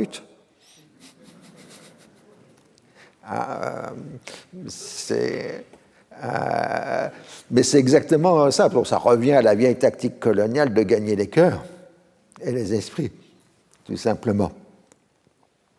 Mais les Yéménites restent attachés à leur mode de vie traditionnel. Alors on leur envoie aussi des religieux d'Al-Azhar pour leur expliquer qu'il n'y a pas de différence doctrinale entre Égyptiens et Yéménites. Mais c'est vrai qu'au Yémen, les républicains sont recrutés surtout chez les sunnites du littoral, tandis que les royalistes sont chez des zaydites de l'intérieur. Et là, c'est le clivage qu'on retrouve aujourd'hui dans la nouvelle guerre civile yéménite. Alors, pour changer un peu, avec un peu d'originalité, le 18 juillet, il y a une nouvelle tentative de coup d'État à Damas, avec l'originalité qu'on n'a fait pas à l'aube, comme d'habitude. D'habitude, on fait un coup d'État à l'aube. On occupe le ministère de l'Intérieur, la radio, etc. Ça, c'est la règle. Là, ils font ça à 11h du matin et ils essayent de s'emparer des bâtiments publics. Mais en fait, la police bassiste avait déjà infiltré le mouvement et les attendait. Et les insurgés, ainsi que de nombreux civils, qui étaient simplement des passants, sont victimes. Alors le bilan serait de plusieurs centaines de morts et ensuite toute une série d'exécutions sommaires. Les bassistes font comprendre que maintenant les affaires sont sérieuses et qu'on est prêt à utiliser toute la violence nécessaire pour se maintenir au pouvoir. Alors donc, on a un Abbas au pouvoir à Damas, avec un commandement pan-arabe dirigé par Aflaq et Bitar qui serait à droite, un commandement régional syrien qui serait plutôt de gauche, et le comité militaire, les Nassériens recrutant essentiellement chez les sunnites. Les opérations se font en défaveur de ces derniers, bien que ce soit relativement limité par le fait qu'Amin el-Hafez est sunnite. Il n'est pas issu d'une minorité. Mais la question est de savoir est-ce qu'il est vraiment l'homme fort ou simplement un chargé de représentation sans avoir le vrai pouvoir. Et donc le 23 juillet, dans le discours habituel, Nasser annonce la rupture officielle entre l'Égypte et la Syrie bassiste. La Syrie n'est plus qu'une prison, dit-il, et les bassistes imposent leur volonté par la terreur, et il appelle la nation arabe à combattre l'opportunisme du parti basse. Alors il se donne évidemment un beau rôle dans les événements, concentrant ses attaques sur Salah Bitar et se moquant de Michel Aflaq, traitant les bassistes de fascistes, etc. Et c'est à partir de ce moment-là que la presse égyptienne commence à publier des procès-verbaux des entretiens, avant qu'ils soient ensuite réunis en volume à ce moment-là. Alors à Damas, c'est les bassistes qui accusent les Égyptiens de séparatisme, donc l'enjeu qui reste, c'est l'Irak. Et on pense qu'en fait, on va avoir une unité syro-irakienne, puisque le Baas est au pouvoir, au moins officiellement, à Bagdad et à Damas. Mais les Nassériens disent qu'on ne peut quand même pas faire d'une unité arabe sans Nasser. Alors, à un moment, on a quand même heureusement une petite crise avec Israël sur la DMZ, et donc ça permet de calmer un peu le jeu entre bassistes et nassériens. Mais visiblement, ce sont les Syriens qui ont provoqué la tension dans la zone démilitarisée, et à cause du refus israélien de tenir une commission mixte d'armistice. Alors, on devrait condamner les Syriens pour ça, mais l'Union soviétique met son veto en faveur de la Syrie. Alors, le Mouchir Amir, donc le maréchal, se rend au Caire le 22 août, vous voyez sur la photo, pour se poser en médiateur entre Nasser et le Baas. Il se pose en nationaliste arabe non affilié à un parti, et Nasser lui accorde tous les honneurs pour le séparer des bassistes. Ensuite va en Syrie, mais sa médiation est rejetée. Et Nasser appelle le peuple syrien héroïque à éliminer les bassistes. Alors l'Irak bassiste relance la question de l'autorité palestinienne à créer, rien que pour embêter les Égyptiens à Gaza. Et donc la question est que depuis la création de la Ligue arabe en 1945, il y avait un siège qui était réservé à la Palestine. Et après 1948, il y a eu toujours un titulaire de ce siège, un Palestinien qui tenait ce siège, mais il vient de mourir de mort naturelle. Et donc on va décider de nommer un autre Palestinien pour prendre le siège d'observateur à la Ligue arabe. et on désigne Ahmad al-Shukayri à titre d'expert. Donc je rappelle, il avait servi jusque-là la diplomatie saoudienne et il venait d'être éliminé par Faisal qui le trouvait trop radical et il était donc libre. Et Shukayri, c'est bon, en dehors d'être un orateur assez violent dans ses discours, c'est quelqu'un qui représente la génération intermédiaire, c'est-à-dire ceux qui ont commencé leur carrière politique dans les dernières années du mandat palestinien et après la Nakba. Ils se sont établis dans les pays arabes où ils ont pu avoir des postes, en particulier dans les pays du Golfe, parce qu'on manquait de cadres compétents dans les années 50 et au début des années 60. C'est donc différent des gens du FAT, qui eux sont des jeunes gens qui atteignent la vingtaine d'années en 1948. Et donc ils n'ont pas vraiment travaillé dans la Palestine mandataire. Alors, le 17 septembre, il devait y avoir un référendum sur l'union tripartite, mais évidemment, ça ne marche pas. Alors, on a quelques réalignements assez amusants. Non, mais ça, c'est quoi? Oui, non, ça, oui, je l'ai loupé. J'avais une photo du roi Hussein avec le général de Gaulle, puisque le roi Hussein fait une tournée européenne qui comprend sa première visite en France, la Jordanie étant le premier pays arabe à avoir repris les relations diplomatiques avec la France. Le Liban ne l'avait jamais interrompu. Il a donc droit à un entretien suivi d'un déjeuner à l'Élysée avec le général de Gaulle. Donc le compte-rendu de l'entretien Hussein-de Gaulle dit « Aux yeux du souverain, cette situation est assurément pleine de dangers. D'un côté, il y a l'Égypte qui, pour remédier à ses difficultés intérieures, politiques et économiques, éprouve la tentation permanente d'imposer sa domination aux autres pays arabes, dirigeant ses tentatives un jour contre l'Arabie, le lendemain contre la Jordanie, la Syrie ou l'Irak.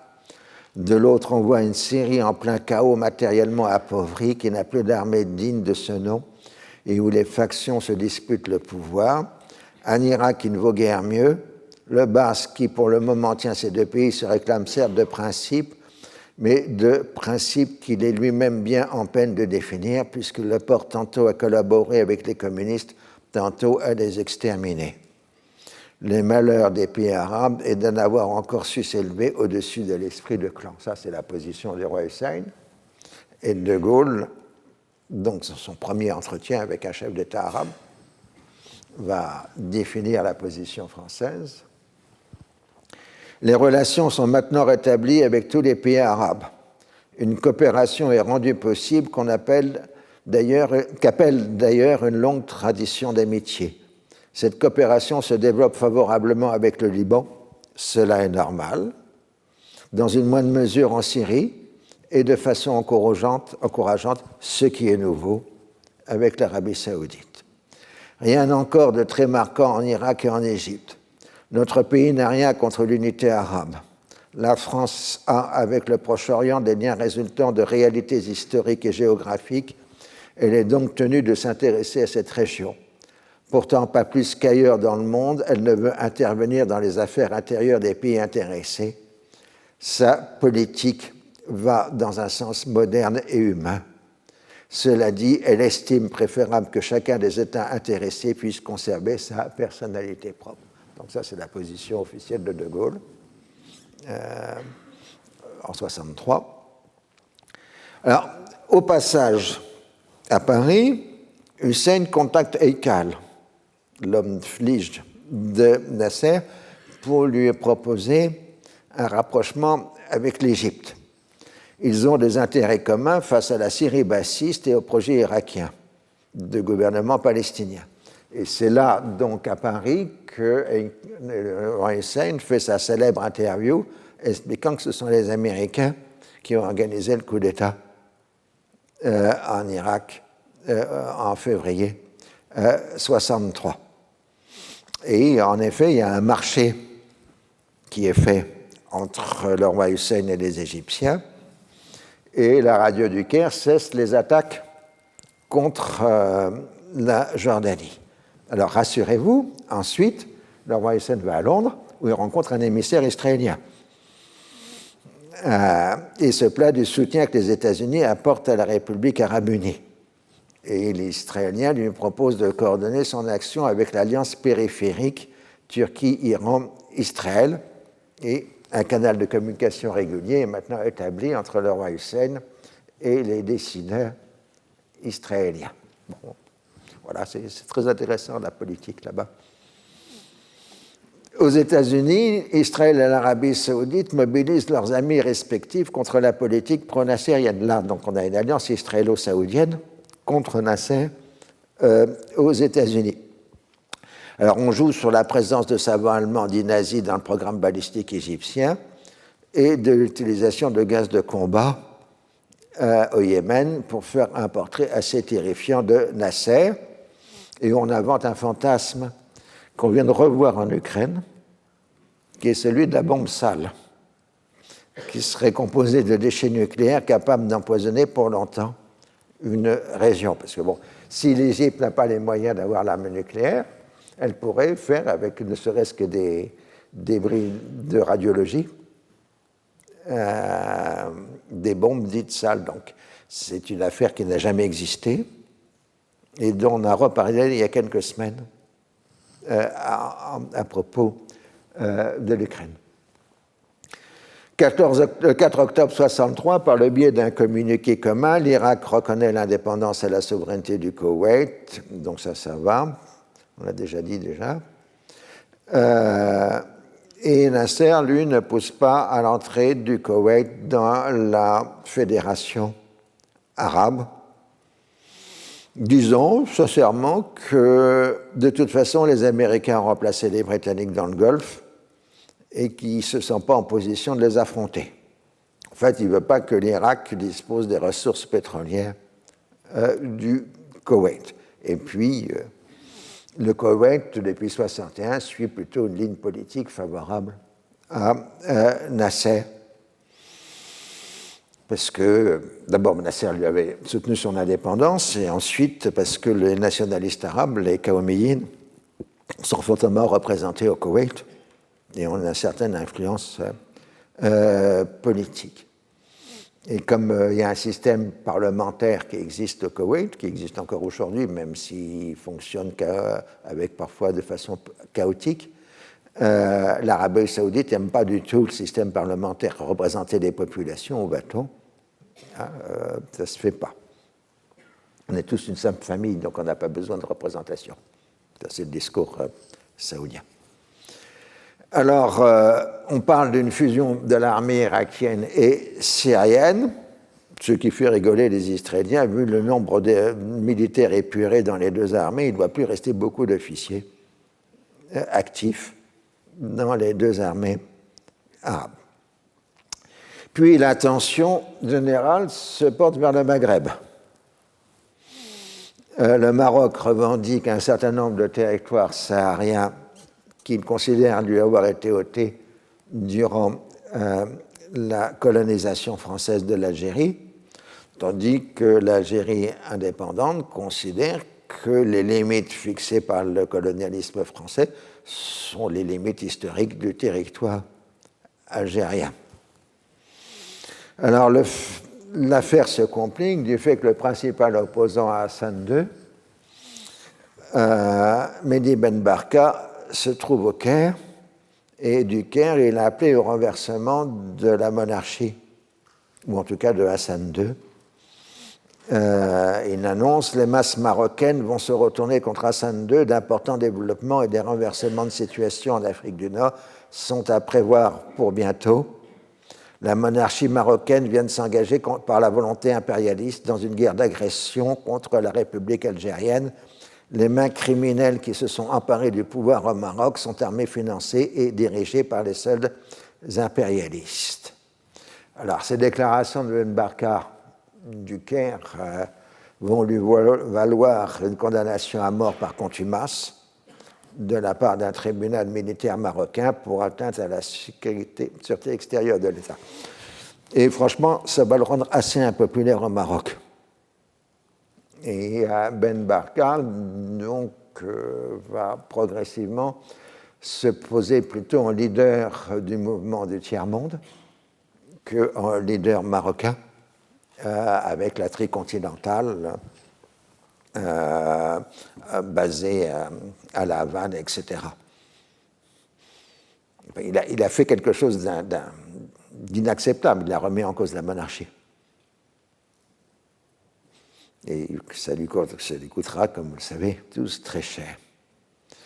Et donc, après des incidents multiples, la guerre des sables commence à la mi-octobre 1963.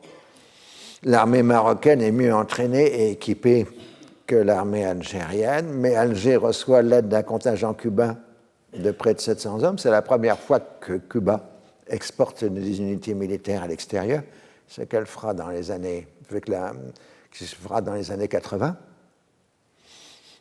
et 70 et 80. Et les Égyptiens envoient 1 millier d'hommes soutenir l'armée algérienne. Alors, ce conflit est mal perçu par l'opinion arabe du Proche-Orient, qui regrette de voir le Maghreb suivre le mauvais exemple de l'Orient arabe. Et les États africains et arabes multiplient les offres de médiation. Alors, Nasser appelle bien à une solution pacifique, mais en parlant d'agression du Maroc. Et il accuse les Marocains d'être soutenus par le bas syrien et par Israël. Le bas syrien, c'est un peu exagéré. Israël, oui, il y a un petit fondement quand même. Mais bon, ça, c'est autre chose. Donc, en novembre 1963, l'Égypte reconnaîtra avoir apporté une aide militaire à l'Algérie au moment où il y a un cessez-le-feu au Maghreb. Le parti Baas en Irak est maintenant complètement divisé entre radicaux et modérés. Et pratiquement, c'est un désordre total, puisque vous avez un phénomène de faction qui s'est construit à l'intérieur du parti. Et les factions tiennent par la solidarité de leur groupe, qui s'appuie sur des connexions familiales ou régionales. Et le groupe le plus important, c'est celui de Tikrit, avec Bakr, le jeune Saddam Hussein. Et le conflit est devenu ouvert entre les différentes factions du parti, ce qui permet au Mouchir, au maréchal Arif, de se saisir de la totalité du pouvoir par un nouveau coup le 18 novembre 1963. La garde nationale bassiste est immédiatement dissoute et un nouveau conseil de la Révolution est formé sous la présidence du maréchal, président, qui prend aussi le commandement des forces armées.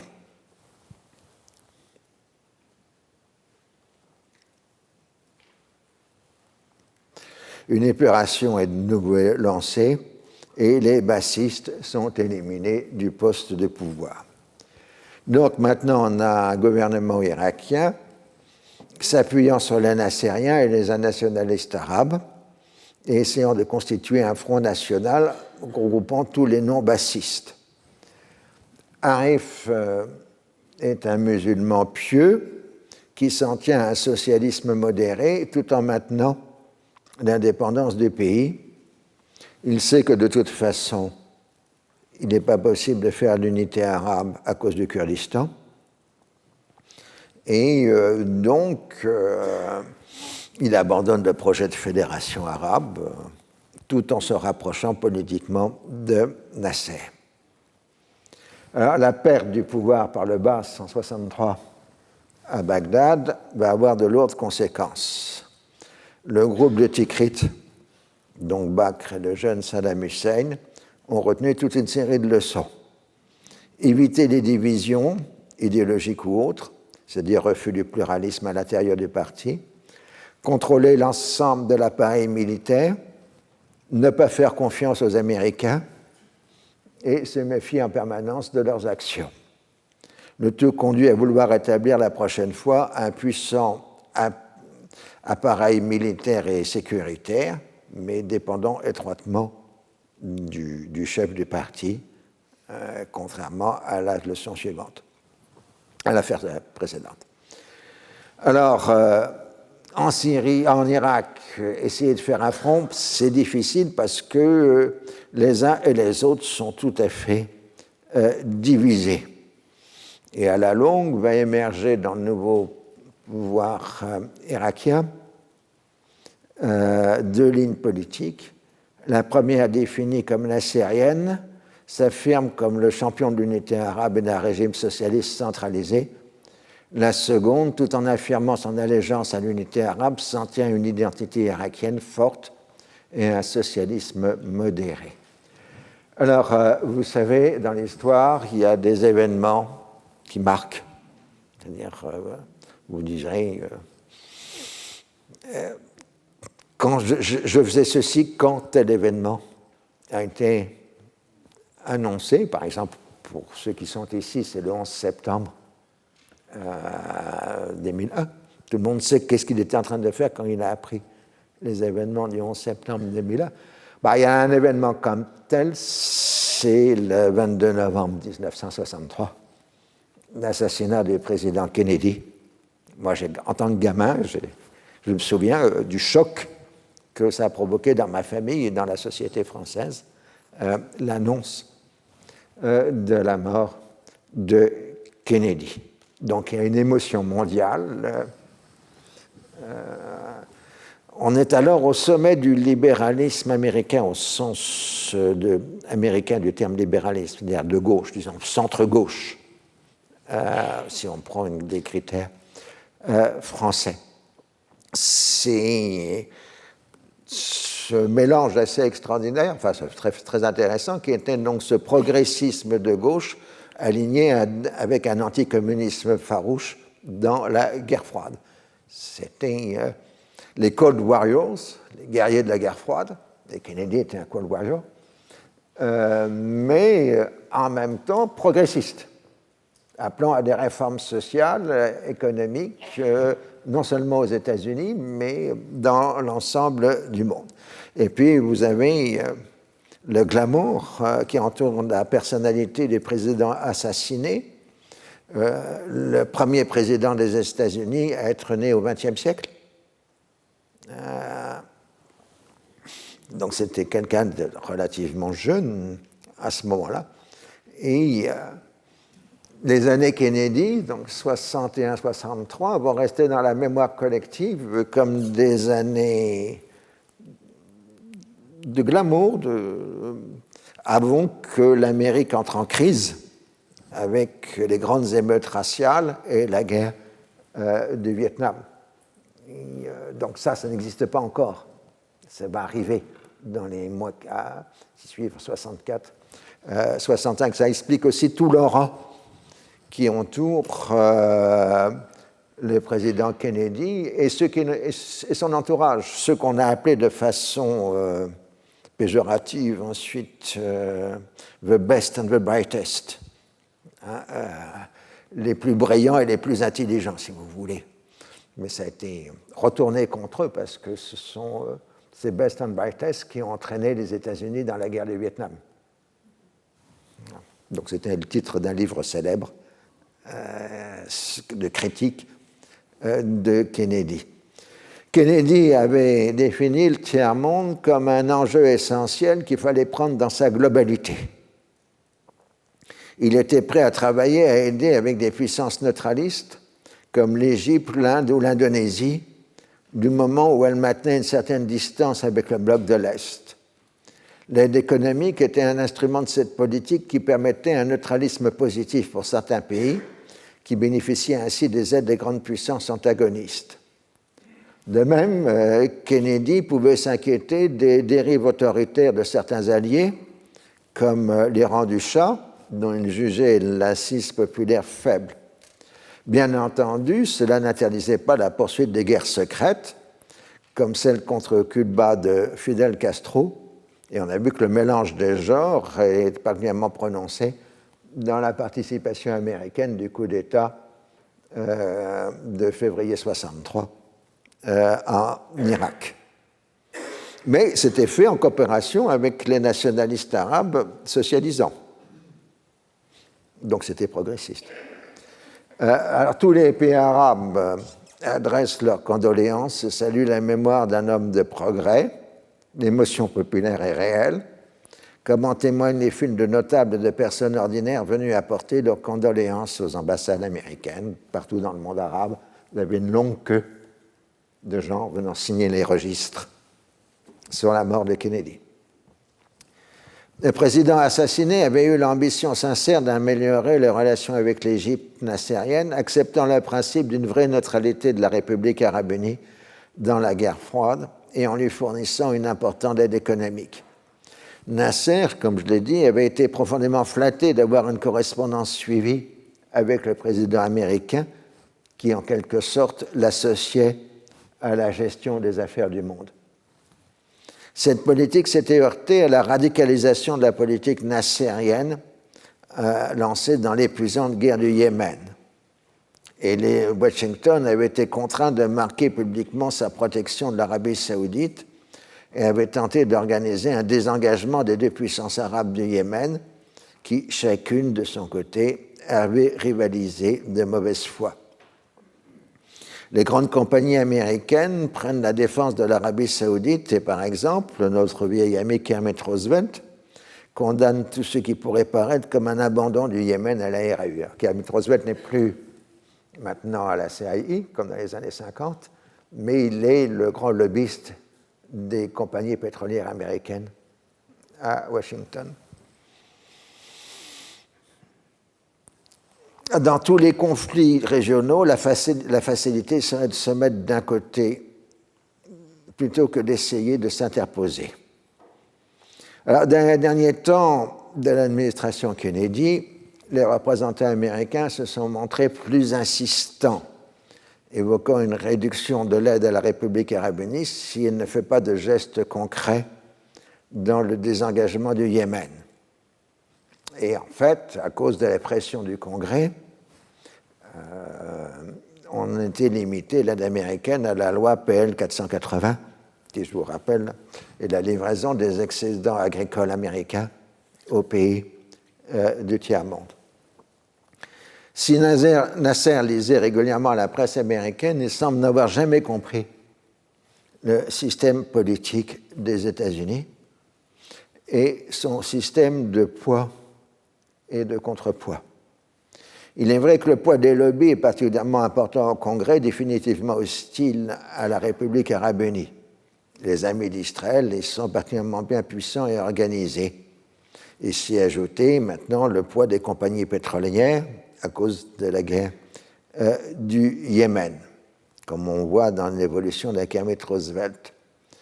De ce fait, Nasser et un certain nombre de ses proches sont persuadés de l'existence d'un gouvernement invisible capable de contrecarrer les décisions du président, d'où l'incohérence apparente des attitudes américaines envers l'Égypte. Alors, ce gouvernement invisible, c'est à la fois la vieille thématique des gouvernements de l'ombre, qui appartient à tous les complots depuis des siècles, les jésuites, les sages de Sion, etc., les Illuminati, mais c'est aussi la première émergence d'un concept que nous utilisons encore aujourd'hui, d'État profond. Alors à l'époque, on n'utilise pas État profond, l'expression vient de la Turquie, mais de gouvernement invisible. Nasser va jusqu'à déclarer à l'ambassadeur américain que les sionistes contrôlent tout le gouvernement américain. Inversement, il n'a jamais semblé comprendre que ces tirades anti-impérialistes ne le rendaient pas vraiment populaire dans l'opinion publique américaine et dans les cercles dirigeants de Washington. Pourtant, jusqu'au bout, Kennedy a maintenu sa politique, conscient qu'elle dépassait la seule Égypte et concernait l'ensemble des non-alignés. Pour beaucoup d'Arabes, l'assassinat des présidents est alors apparu comme un complot sioniste destiné à faire parvenir au pouvoir un Johnson beaucoup plus favorable à Israël. Donc à chaque fois qu'un président américain est assassiné ou pris dans un scandale, c'est un complot sioniste. On a vu ça à l'époque de Clinton, et ainsi de suite. Dans le dossier israélo-arabe, Kennedy avait sérieusement cherché à trouver une solution à la question des réfugiés palestiniens et avait échoué devant l'immobilisme israélien et les atermoiements des pays arabes. Ces derniers avaient perçu l'expression croissante d'une identité palestinienne et avaient conscience de la difficulté de s'y opposer, tout en cherchant à utiliser la cause palestinienne dans les conflits interarabes. Depuis le début des années 50, ils avaient compris que dans un contexte de surenchère permanente, il leur était impossible d'envisager une solution de nature politique. C'est là la question. Au début des années 60, les responsables arabes sentent que le nationalisme palestinien est en train de ressurgir. Donc, ils sont obligés, par la simple reconnaissance des faits, de leur donner une place dans le système politique arabe, alors que les Occidentaux ne le comprennent pas. Les Occidentaux sont encore dans une logique humanitaire d'aide aux réfugiés. Le mot palestinien ne revient pas, même si De Gaulle utilise question palestinienne de façon régulière. Il y a cette discordance entre la perception occidentale au début des années 60 et la réalité sur le terrain. Kennedy était aussi conscient du danger constitué par la prolifération des armes nucléaires et n'avait pas vraiment cru dans les dénégations israéliennes. Il avait été ainsi conduit à multiplier les assurances à Israël afin de dissuader les Israéliens de continuer dans cette voie, ce qui l'avait amené à autoriser pour la première fois une livraison d'armes théoriquement défensives à Israël, impliquant les États-Unis, mais qui va conduire, sous la présidence de son successeur, à faire des États-Unis le fournisseur régulier d'armement à l'État hébreu, mais chaque fois sans aucune contrepartie. Alors, de nombreuses spéculations contrefactuelles ont été faites sur le thème « Qu'est-ce qui serait passé si Kennedy n'avait pas été assassiné ?» En général, elle vise la politique de son successeur, Lyndon B. Johnson, et la guerre du Vietnam. En ce qui concerne le Proche-Orient, l'héritage comportait du positif et du négatif. D'un côté, Washington avait la capacité de dialoguer avec tous les acteurs. De l'autre, aucune solution n'apparaissait dans les dossiers ouverts, avec le risque d'aggravation de la crise. À plus long terme, l'implication américaine dans la chute de Qassim sera un puissant facteur de la tragédie irakienne. Alors, les premières semaines de l'administration Johnson marquent la continuité avec l'administration précédente. Ainsi, à l'Assemblée générale de l'ONU, les États-Unis votent en faveur du renouvellement de la résolution 194 du 11 décembre 1948 qui pose le droit au retour des réfugiés palestiniens. Donc, on est encore dans là. Je le rappelle parce que ça, c'est même les historiens américains l'oublient de le dire, c'est que la résolution 194 du 11 décembre 1948, celle qui pose le droit au retour, a été rédigée par Foster Dulles, qui était à l'époque représentant des Américains à l'ONU, et contre l'avis des États arabes, qui s'étaient abstenus en 1948 lors du vote. Alors évidemment, ce vote du 11 décembre, enfin, le vote à l'Assemblée générale de l'ONU est très mal perçu du côté israélien. Et de fait, si Kennedy était connu avant son élection pour ses prises de position en faveur du mouvement national algérien, quand il était sénateur, il avait pris la défense du droit des Algériens à l'indépendance, donc ça avait été très mal vu par la France de Gaulle, enfin de la Ve République en général, même de la IVe. Autant Johnson était connu comme le sénateur le plus aligné sur la politique israélienne dans les années 1950, en particulier lors de la crise de Suez. Alors là, nous allons entamer une nouvelle partie. C'est toujours le problème de la finalité en histoire, du finalisme en histoire, ce qu'on appelle en termes pédants la téléologie. Puisque tel événement s'est produit, ce qui le précède en sont la cause. C'est la vieille règle historique. Alors on dit toujours, mais attention, il faut redonner à chaque déroulement historique son origинalité propre et savoir qu'à chaque moment, les acteurs ont une marge d'action et ne sont pas condamnés de façon inébranlable vers l'histoire. Donc nous allons maintenant aborder dans cette dernière séance, aujourd'hui et dans les dernières séances de l'année, avant et surtout l'année prochaine, les déroulements d'événements qui vont conduire à la guerre de juin 1967, compte tenu une fois encore que cette guerre était, entre guillemets, imprévisible, même si les risques de guerre étaient là de façon permanente. Mais en tout cas, à partir du début de 1964, on va arriver à un enchevêtrement de crises dans la région du Proche-Orient qui, chaque crise étant séparée des autres, vont se conjuguer pour conduire à celle des printemps 1967. Autrement dit, et ça c'est un point essentiel, les causes au moins immédiates sont largement à trouver du côté de la guerre froide arabe, plus que du conflit israélo-arabe lui-même. Première étape, 12 novembre 1963, Ramin el-Hafiz, déjà président du Conseil de la Révolution, prend la direction du gouvernement syrien suite de la démission de Salah Bitar.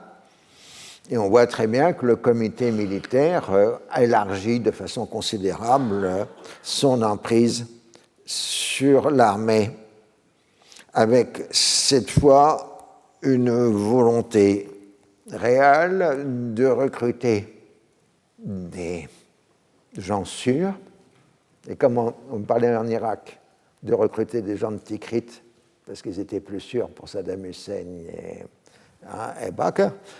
Les nouveaux recrutements dans l'armée syrienne du corps des officiers vont largement puiser là où le comité militaire est le plus représenté, c'est-à-dire dans la communauté alawite.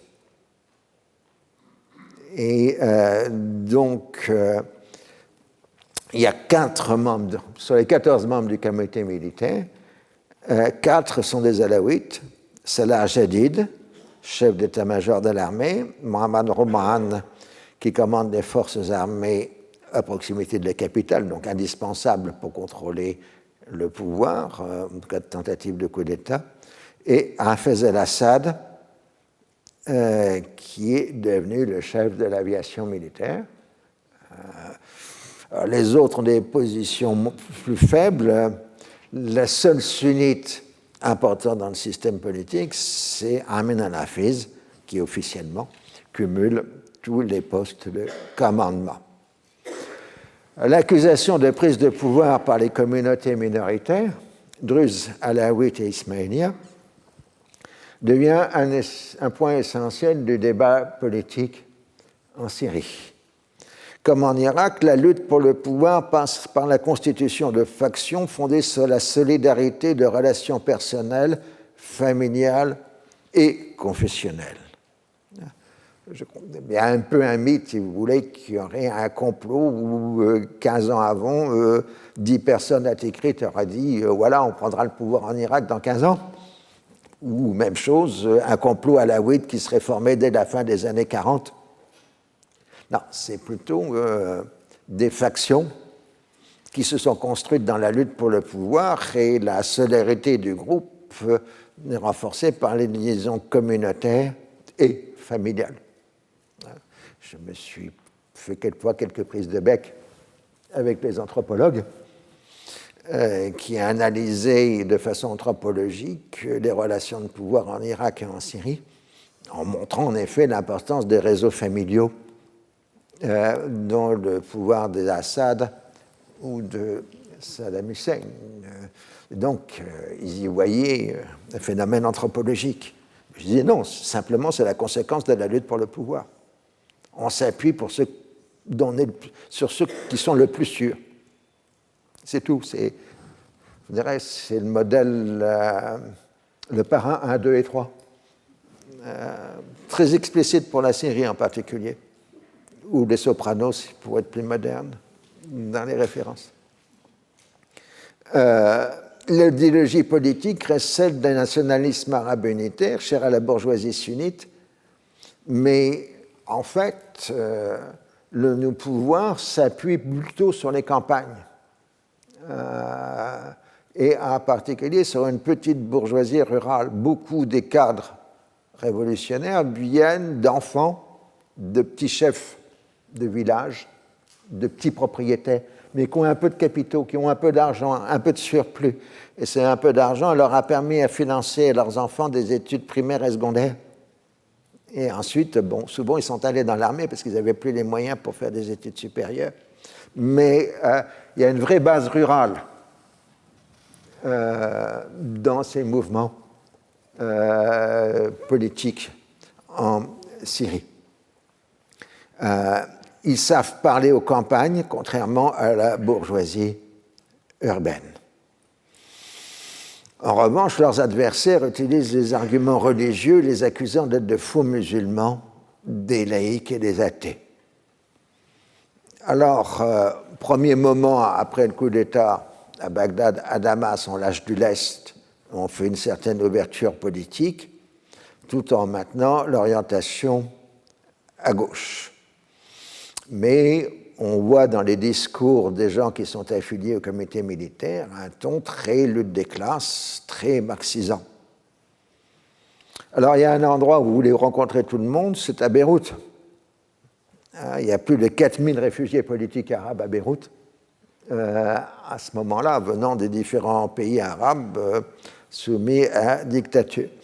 Alors, ça marche bien parce que le régime de Fouad Chehab garantit aux autres régimes arabes qui ne sont pas trop dangereux, on peut les laisser discuter dans les cafés, mais ils ne feront pas de coup d'État à partir de Beyrouth. Le deuxième bureau syrien, les surveillant étroitement. Donc c'est l'équivalent des Morabarat ailleurs. Le deuxième bureau, c'est un héritage français, bien évidemment. Alors, l'administration Kennedy avait aussi entrepris un ultime effort pour régler la question de répartition des eaux des Jourdain, mais il s'était tombé sur des atermoiements. Mais je crois que je vais repasser la question des eaux du Jourdain la semaine prochaine parce que c'est un sujet qui va être un peu long et donc je vais dépasser les limites administratives et radiophoniques du cours. Donc je vous remercie et dernière séance la semaine prochaine.